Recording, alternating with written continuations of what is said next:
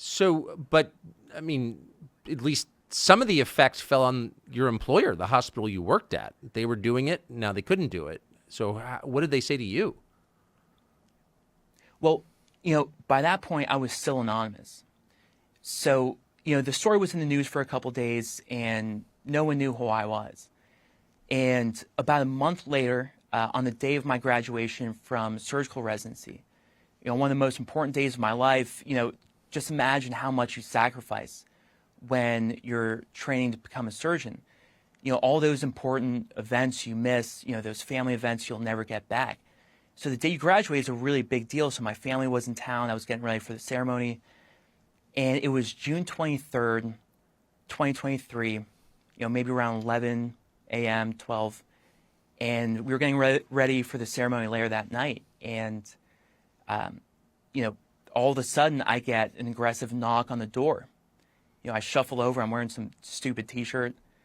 I open the door, and standing outside are two federal agents. They say they're with Health and Human Services, show me their badges, and that they're investigating a case regarding medical records. And at that moment, I knew exactly what it was about.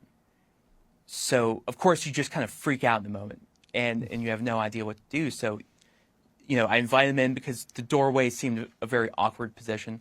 So, we sit down and, exchange some small talk, and, they start setting up recording equipment, very weird.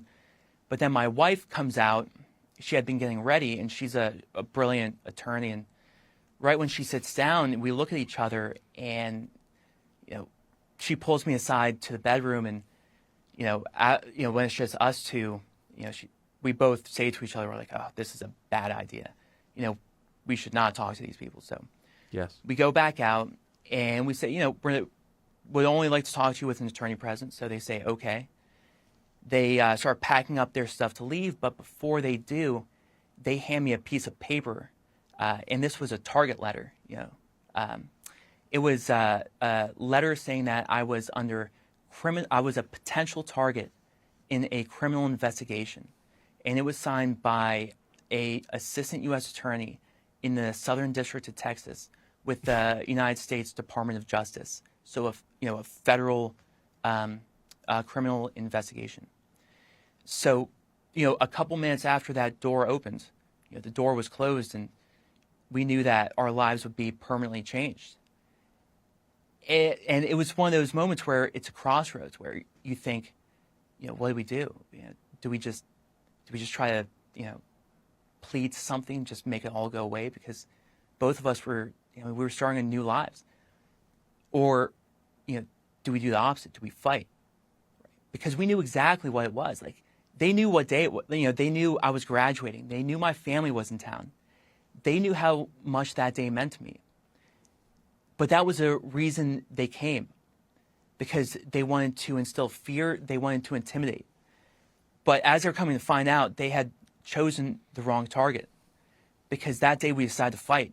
We would never bend the knee. We would never submit to these tactics of intimidation. Yes. And trying to go after people who expose something to be true.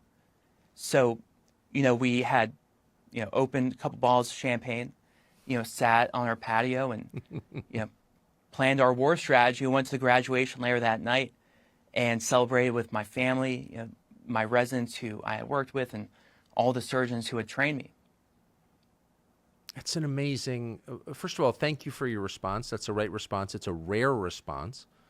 Most people, you finally graduate, you can go maybe make some of your loans back. The last thing you want is a legal fight. And people are very easily intimidated, as we've seen. But just one fact question.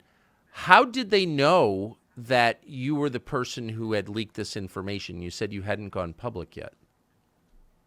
No, I'm not sure.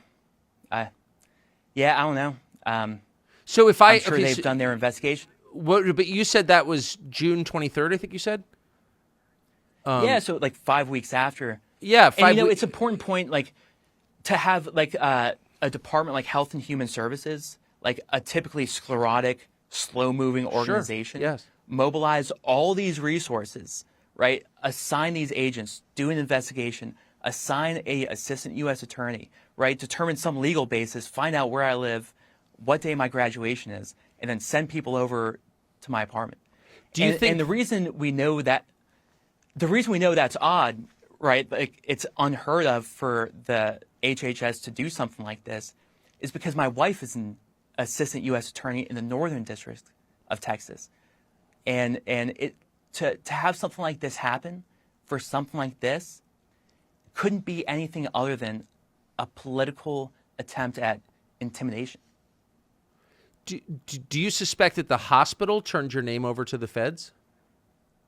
Yeah, good chance. I mean, this is also Soviet. It's hard to believe. I mean, you said you grew up in Florida. Your wife is from this country too. I mean, it must be so strange just as an American to imagine first that a major prestigious hospital like the one you worked at would be lying about something like this, committing these moral crimes on children, and then you are the one who's punished by the feds. I mean, was there a moment where you're thinking, what country am I in? You know, I remember reading, I read about political tyranny growing up. Yes. And, you know, it's terrifying to think that these things had happened in the past. And, you know, over those years, you would think it's never going to happen in the United States. Never. And it's definitely never going to happen to you. But things really change, you know, when that political tyranny shows up on your doorstep. Yes. In the form of 2 HHS agents on the day of your graduation. And yeah, it's a shocking.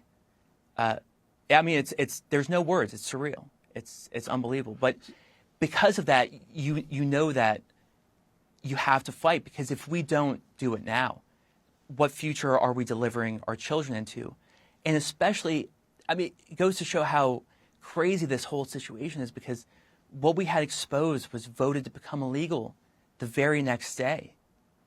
Right. The people of Texas, you know, their elected representatives had voted in a bipartisan manner to make this illegal.